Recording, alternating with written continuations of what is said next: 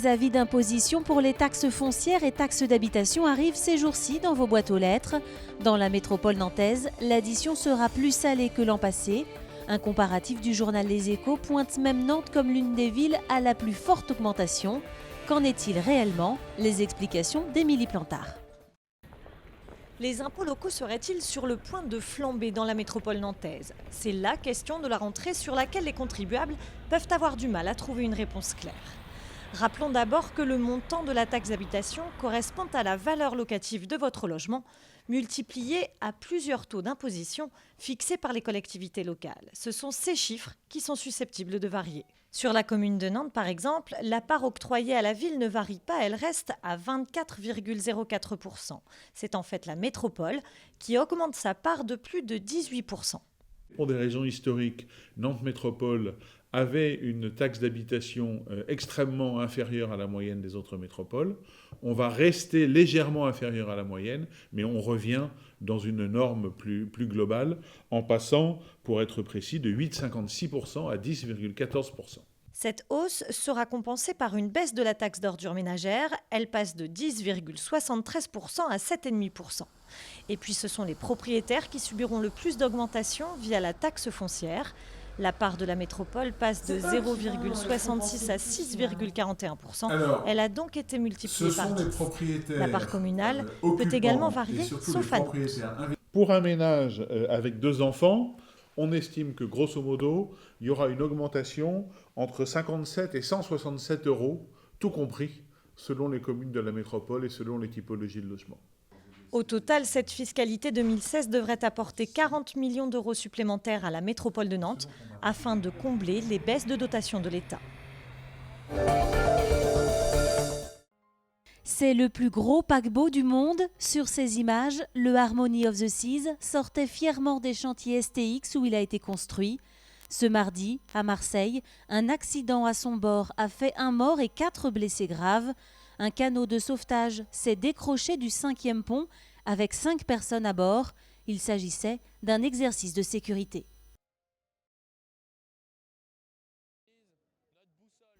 C'était prévisible, la préfecture de Loire-Atlantique a publié 2 arrêtés en vue de la manifestation de jeudi.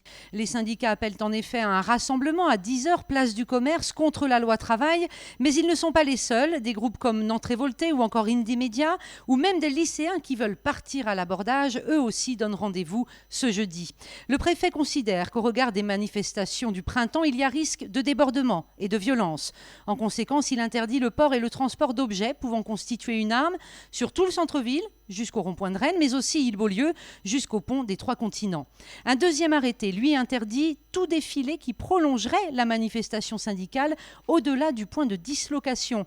Autrement dit, le préfet ne veut pas de manifs qui s'éternisent jusqu'au soir ou qui s'éparpillent dans toute la ville, comme on l'a vu au printemps.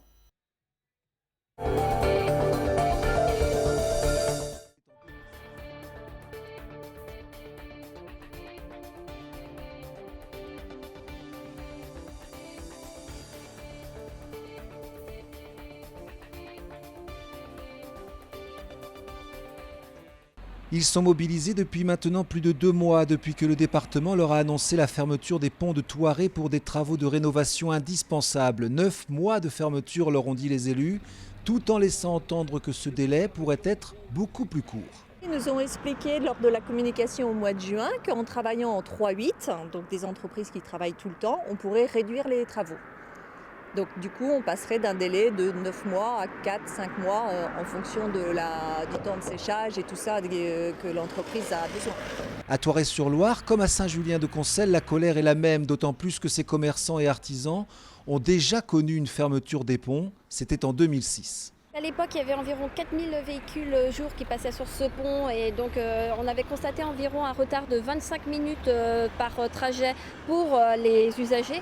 Et à ce jour, on est à 10 à 12 000 véhicules jour sur ce pont. Donc vous pouvez faire la moyenne, il va y avoir un retard beaucoup plus important. Du côté des élus locaux, l'inquiétude est la même. Le maire de Thouaré souhaite aussi que la durée des travaux soit la plus courte possible afin de limiter les conséquences pour l'économie locale.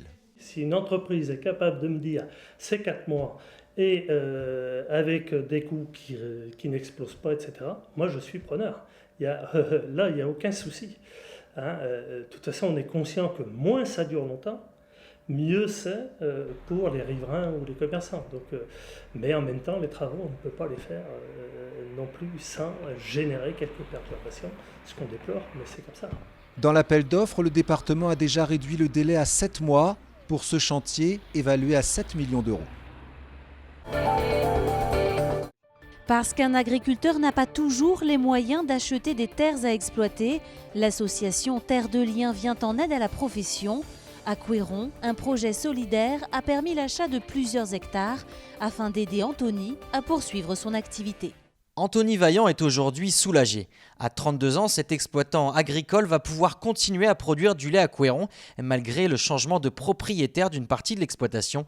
Et ces quelques 10 hectares ont été acquis par l'association Terre de Liens, et de quoi envisager d'autres investissements pour le fermier. Aujourd'hui, on parle de 10-12 hectares, on arrive à entre 25 et 30 000 euros. C'est quand même une somme qui n'est pas négligeable pour un exploitant agricole. Je préfère me le mettre cet argent-là ailleurs. J'ai une salariée qui n'est pas forcément à temps complet et je me dis pourquoi pas augmenter ce temps complet-là en un temps plein. Déjà de se laisser la place de pouvoir réfléchir à autre chose en fait, quoi. Parce que quand on est pris au coup par l'endettement ou par autre chose, on n'a plus de solution.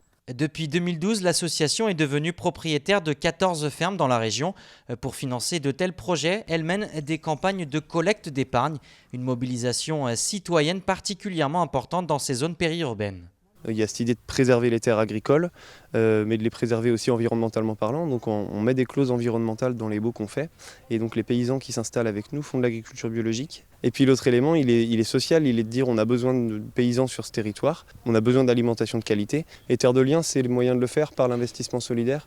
C'est le moyen de relier effectivement citoyens et paysans. Une journée portes ouvertes est organisée le 24 septembre à la ferme Campaville avec l'objectif d'enregistrer les premiers actionnaires solidaires.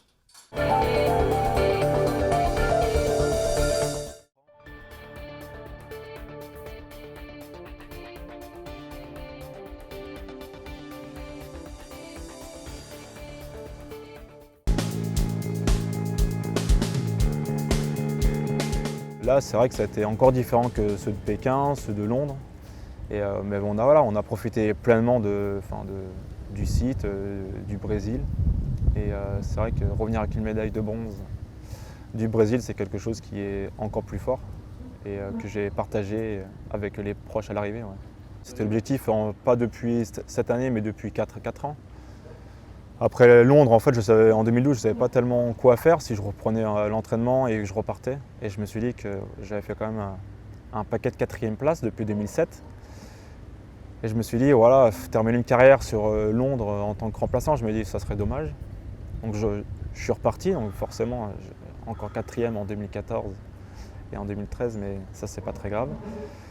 Et ça a été 4 ans qui ont été pas de sacrifice, mais vraiment une pleine passion. Bien sûr, il y a eu des sacrifices au-delà, parce qu'on est souvent parti en stage et en compétition et l'entraînement tous les matins, mais ça c'est parce que je le veux et parce que c'est comme ça. Mais j'avais toujours bien sûr cet objectif d'aller chercher l'or olympique sur les Jeux de Rio. C'était vraiment 4 ans à penser qu'à l'or olympique, comment faire à chaque jour pour y arriver, qu'est-ce que je peux faire moi de mon côté de mieux pour apporter à l'équipage, en termes d'entraînement, en termes de repos aussi, parce qu'il faut bien aussi se reposer, il faut que le corps se repose et tout, et avec aussi beaucoup de soutien. Ça c'est sûr que c'est important aussi, du pôle où je m'entraîne depuis presque 11 ans. Le cercle de l'environnement aussi, et la région, l'État et ma fédération et tous les proches, toute la famille, ça c'est très important. Et c'était pas que lorsqu'il y avait une médaille, c'est vraiment au quotidien, chaque année et tout. Et c'est sûr que cette médaille-là en fait vient récompenser un peu tous les efforts qui ont été fournis depuis tant d'années, mais aussi tous ceux qui sont passés avec moi aux entraînements, ceux qui m'ont formé.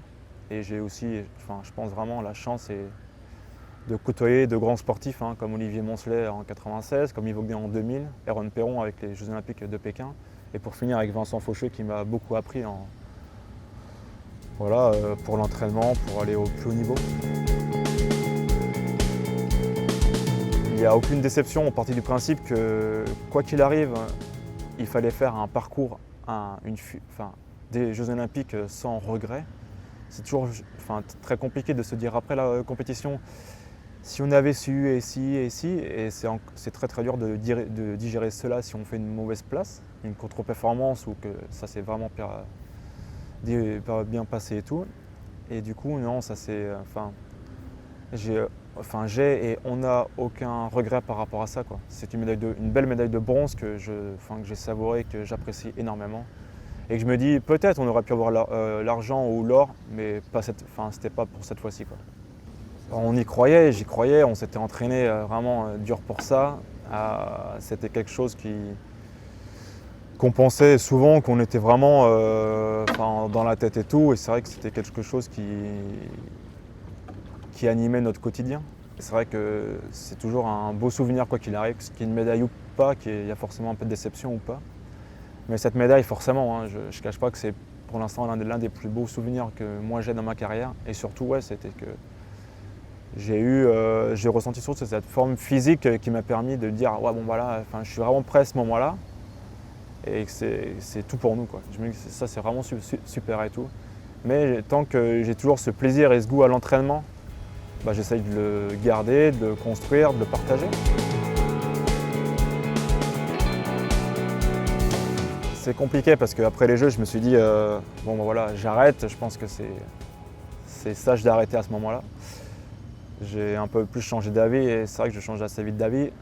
Bon, en tout cas, ce qui est sûr, c'est que normalement, je ne repars pas jusqu'à Tokyo parce que ça me paraît vraiment trop loin et j'en ai assez profité. Et maintenant, je préfère plus me poser sur Nantes et avoir une vie un petit peu différente.